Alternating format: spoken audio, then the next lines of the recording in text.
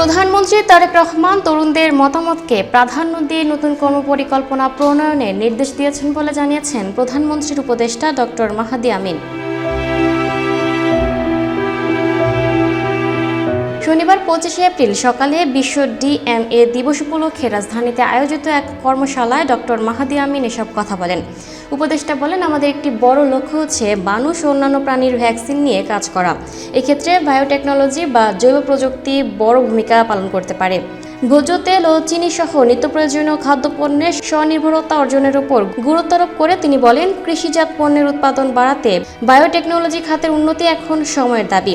দেশের বর্তমান শিক্ষা ব্যবস্থা নিয়ে ডক্টর মাহাদি আমিন বলেন, চলমান কারিকুলামে ব্যবহারিক শিক্ষার অভাব রয়েছে, ফলে শিক্ষার্থীরা তাত্ত্বিক জ্ঞানে বড় ডিগ্রি নিলেও কর্মজীবনে তেমন ভূমিকা রাখতে পারছেন না। আবার যারা দক্ষ হয়ে উঠছেন তাদের একটি বড় অংশ দেশের বাইরে চলে যাচ্ছেন।